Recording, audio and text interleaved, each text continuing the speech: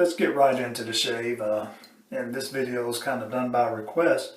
So I wasn't planning on shaving until tomorrow, but I'll go ahead, and I normally like to have a little more growth to show those who are watching a straight razor in action. But I do have a little growth, as you can see. My plan was to shave in the morning, but I've got it scheduled. It's not going to permit that.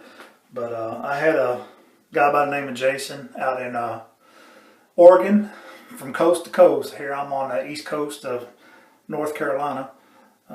But he sent me this razor to home. It's a gold bug. It's 11/16, full hollow. It needed to be honed, and I told him to send it to me, and I'd hone it up, and after a little bit it ended up taking a pretty nice edge, and he asked would I do a video and shave with it. And with that in mind, I'm going to talk a little bit about all that goes behind honing razors, because his question was, Mark, is it hard to hone? And no, it's not, but it's a learning curve, just like it is when you first take up straight razor shaving. I'm going to show you my brush. It's an old vintage brush. I found this at an antique store up in Gettysburg, Pennsylvania a couple months ago, and I reknotted it with a 26 millimeter Envy Shave white tip Supreme Badger knot, from Nathan Clark. And man, I'm using cream today, so these things feel so great. So look at that knot. It's huge. I wanted to show it to you before I get it wet. So I'll get it wet right now. And as I said, I use a lot of soaps, but I've recently bought and pulled the trigger on sandalwood, and I went with Tobbs, Taylor of Old Bond Street. And I'm glad I did. For whatever reason, I wasn't turned on by sandalwood. I think the scent that I put my nose on the first time I smelled a sandalwood caused me not to like it. So, but I hear people rant and rave how much they love and how good it smells. So I read the reviews, and Tobbs got very high reviews for a lot of people, their favorite. So I went ahead and got it, and we all know how it performs. So I'll follow it up with the matching aftershave and a cologne. So my brush is wet, saturated, and pour out all the water. I'm using the scrub. So I'm going to do a little talking, no music today, and I'm going to talk about honing. Because not just Jason, but here recently, I'm getting to talking. I'll forget to wet my face before I lather up. Doesn't take much. Does not take much when you're using creams. For those who know and use creams, you know that. Wet the face. Won't skip my Parasso pre-shave cream. Let's go right to the lather, because I'm pressed for time. Very fast. Boom. It just takes to a lather. And this stuff is slick. Slick, slick, slick.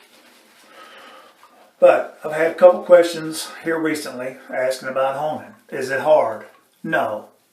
But it is a learning curve.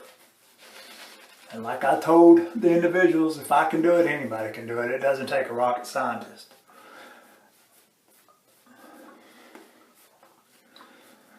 But the more you do it, the better you get at it. With anything else in life. Things you did at 14 years old, now you're 30, 40, 50, however old you are. You've learned throughout the years how to not do things, how to better do things. Same way with honing. And the more you put your hands on a variety of different razors out there, from different makes to vintage to issues, I mean, you become more experienced at how to handle obstacles that you will run into. And let me just stop where I'm at right now and let you know that I'm by no means trying to come across as being some home master and I know it all, because I don't. But I've got enough friends that I can go to when I'm run into a back against the wall situation where what in the world, I can't get this thing to take an edge. and I can go to, but through those experiences, when I run across them again, the light comes on, you know, a month or 5 razors ago back, that I know what to do. Let's go on to my shade. All right, this was finished on a Nakayama Asagi, and as you can see here, the pictures that I'm going to show you right now are what the edge looked like when I received it, with the shaver saying that it was really tugging on his beard.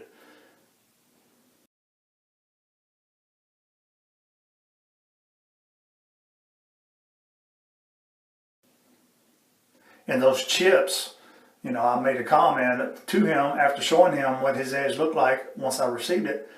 So wonder they didn't nick him and cause him a couple nicks and blood. And then this is what the edge looked like when I got finishing it, and it was finished on a Nakayama Asagi.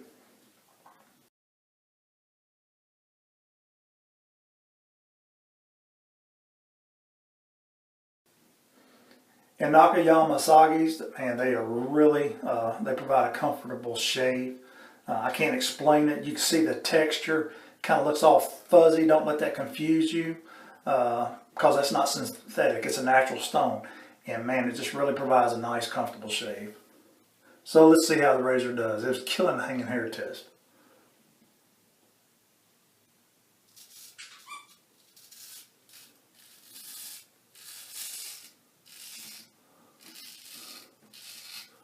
Very comfortable, very nice.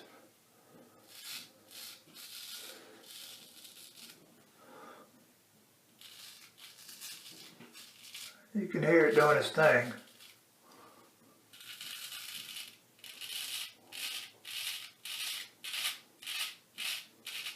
I love that sound.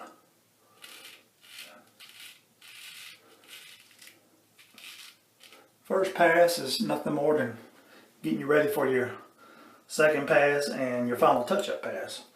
All right, so there's different barriers that you can run into, and those are the edge not making contact with the stone. Let me show y'all something. Try this. Look at that grip.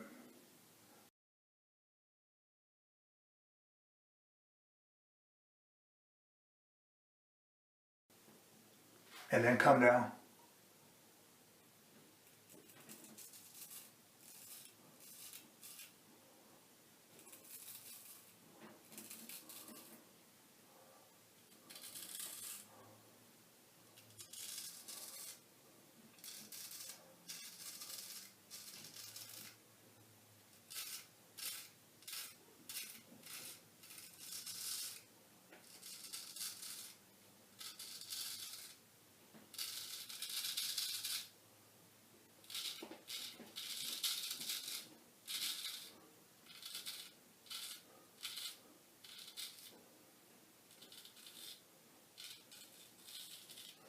Curious to know how many people do that. I just seen that. It's pretty cool. All right. You run into chips. You run into the edge having white lines, as you seen in that video, that picture. That's where the stone wasn't making contact with the edge, meaning that the edge at that white fuzzy spot was dull. And that's caused by normally poor excessive home wear from the past or previous honers. Just throughout the years, having different people hone it, different strokes.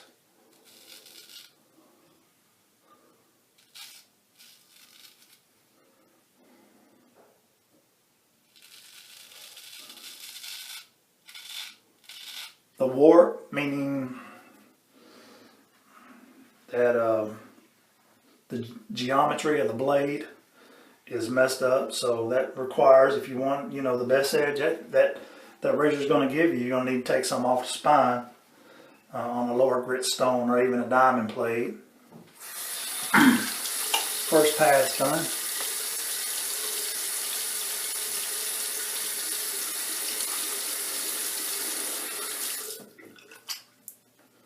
So there's a variety of different situations, and again, that all goes back to what I said earlier.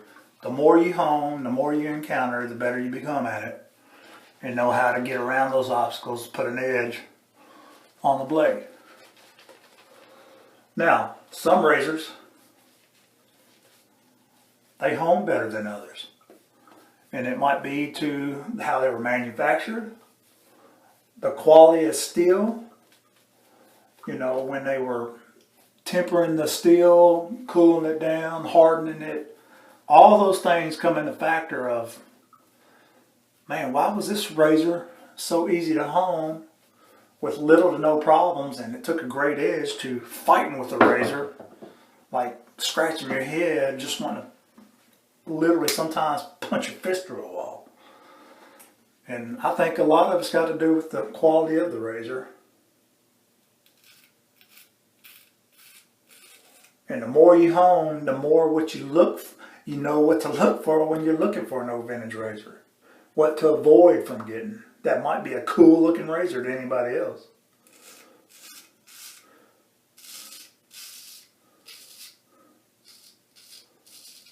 Jason, I'll sanitize this before I send it to you, so.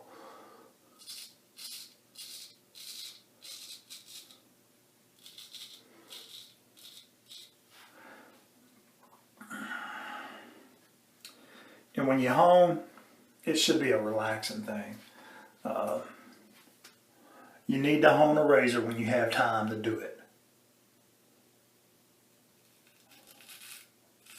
Because it might be one of those razors that are stubborn, and it's going to require a little more time than a good razor that's easy to hone. My problem is when I start something, I don't want to finish. Something a lot of times I think will take 30 to 45 minutes ends up being 3 hours. Now this is where my subject matter experts might chime in, who know it all and act like they can hone a razor in no time at all. Like there's never any issues that they've ever had to encounter. You know, whatever.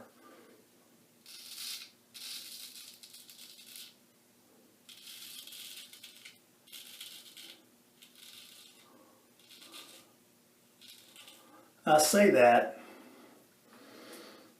to say this. You interested in wanting to learn how to hone? And man, I'm all for it. Go for it. Watching YouTube videos and thinking to yourself, man, this guy honed a razor, and man, I'm going to start here. I'm going to set the bevel, and then I'm going to 1, 2, 3, 4, so many strokes. Go with the next stone.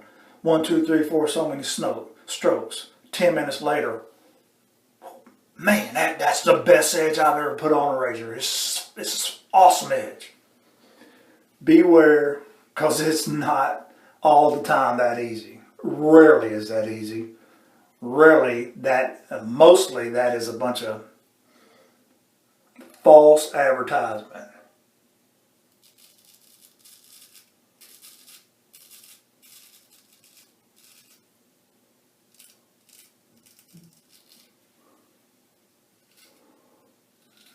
Might be somebody make a comment about that. Well, I can hone a razor in 10 minutes. Well, maybe you can, and I can too sometimes, depending on the situation.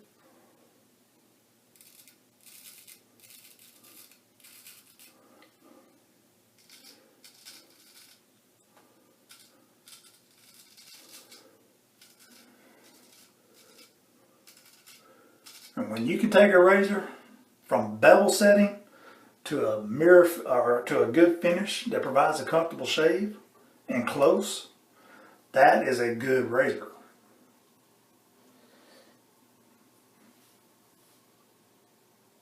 Let me get a little wet.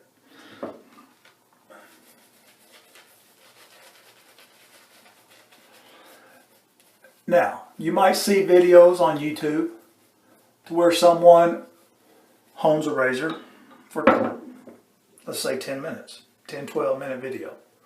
And they come off of it, and it could be a good edge. What you don't realize for someone who doesn't hone is that razor's probably already been up to an 8K. I mean, they've already worked on that razor, and it might have been 2 months ago. Now all they're doing is really maintaining that edge, refreshing that edge, to where it might only take 10 to 12 minutes to bring it back to life on how hard they worked up to getting to that point.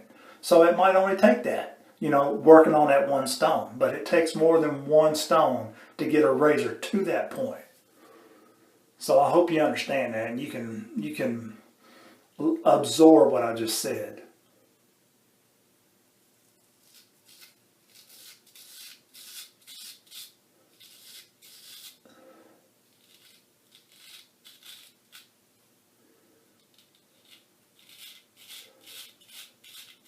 Jason, this edge doing great for me, brother. Hope it does for you.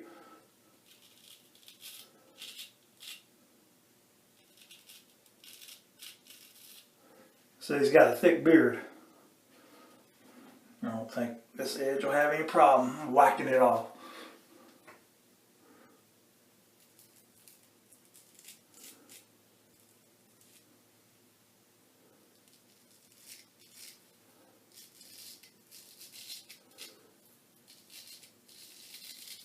So what do you need to hone a razor? One thing you need, first of all, is you need a lapping stone for all the stones that's required to get to that edge to where you maintain and refresh it occasionally. Because every stone needs to be perfectly flat, and that's done by a lapping stone. I use a Toma 1200.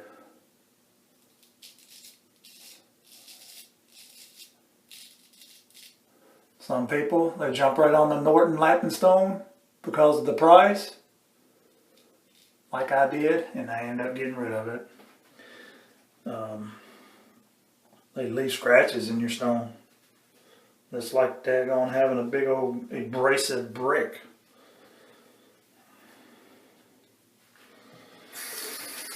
Then you need a 1K. I have a Chaucera. Probably like 9 out of 10 honers do, because they have proven themselves, and it will set a bevel fast.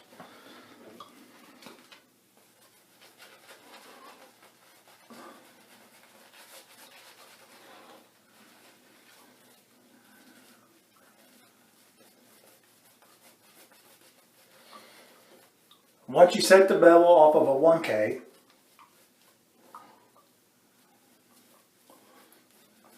then all you simply do is refine that edge that you created on the 1K, and you eventually polish it to a really nice shaven edge, which finishing stones are a completely different topic.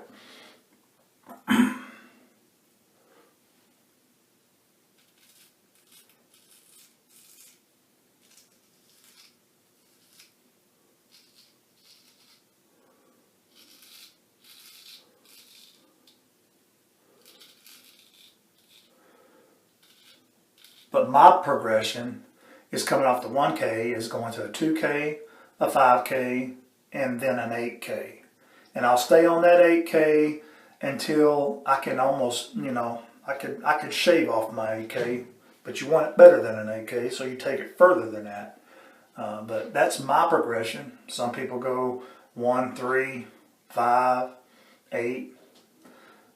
And the stones that I use are Shapton Pros. I've had several stones, and those are the ones that I ended up keeping.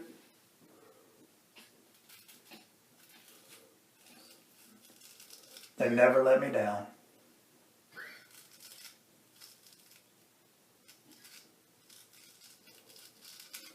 Once you come off of 8K,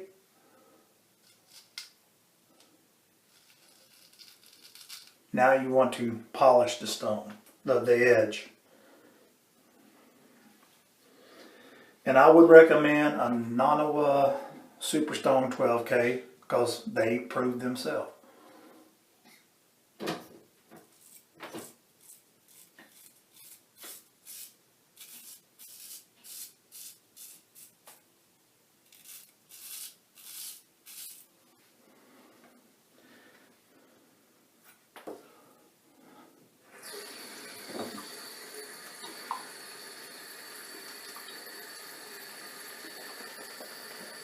I'm doing a lot of talking and really not paying much attention to what my shave is going to be. That's all right.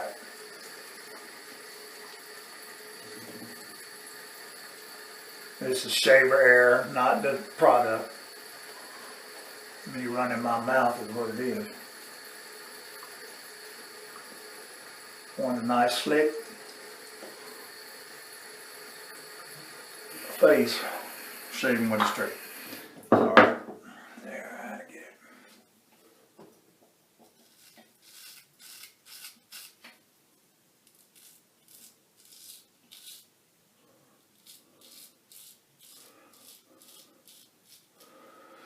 You need to be able to see your edge as you're honing. Some people who are the subject matter experts, they know how it feels. They know when to move off to the next stone without even having to look at the edge, and bam, that's how good they are. Good on them. Some people use a jeweler loop. That's what I started out with. I couldn't see jack using that thing in comparison to putting it underneath a microscope. Controversial topic. Well, so be it.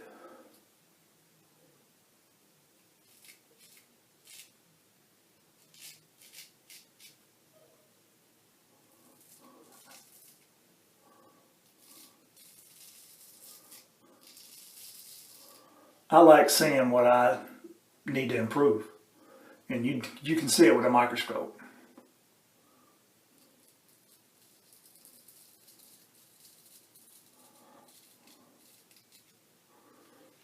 With technology, why not use it? It's like breaking a leg and going to a doctor. Oh, I don't need to take no x-ray. I know what to do. This is how I've always done it. I'd rather have an x-ray to show a doctor exactly how to set it back in place. You with me? Same way with this.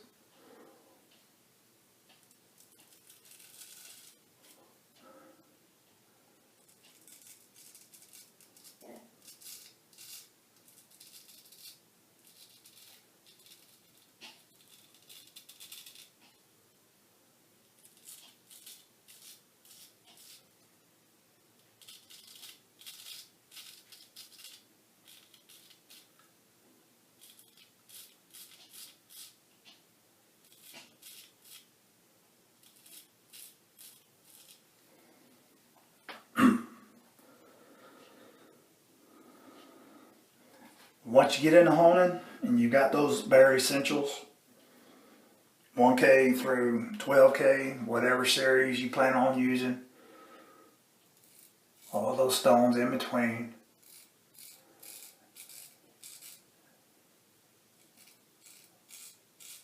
then you're going to want to improve your finishing edge even more.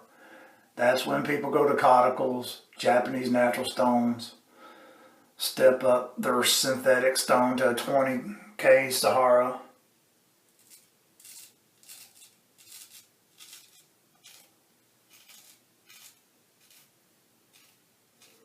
I said all that to say this. Honing is not a rocket scientist. You have to learn how to do it. The more you do it, the better you get at it. Through trial and errors. But there's many people, to include myself, that would be glad to help you out in any way I can.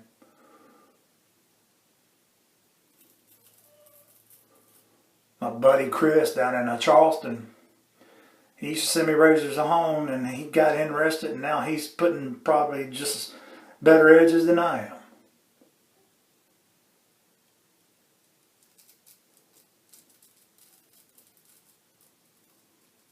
That's what it's all about.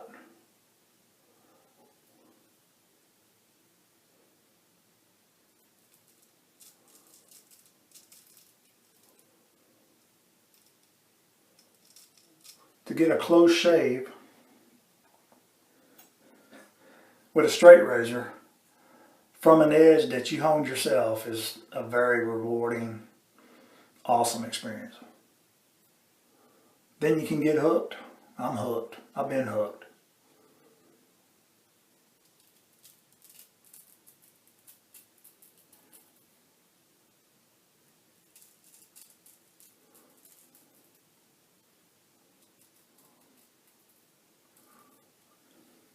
Supposed to save money doing this. I've spent a lot of money, as with many other people. But it's a hobby. It's what I enjoy.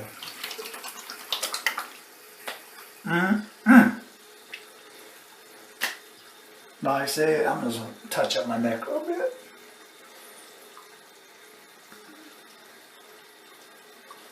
See, my beard, my growth is gone. I've done a lot of talking. I apologize, really taking me off my game as far as my shave.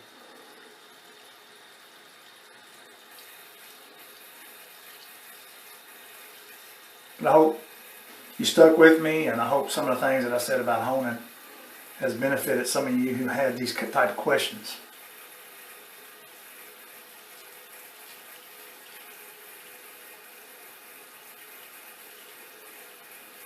And I am no subject matter expert.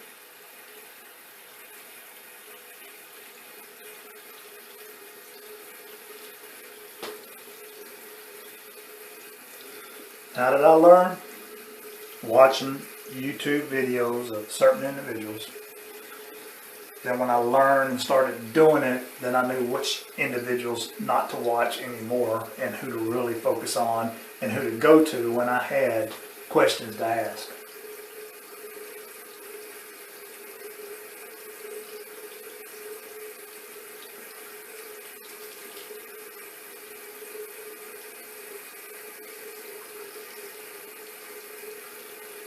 Dr. Matt, Caleb McCullen, and Lynn Abrams are my three that who make videos. I know other people, those people who make videos that inspired me. All the other people that I used to watch. Keith Johnson out there, he's kind of cool to watch too.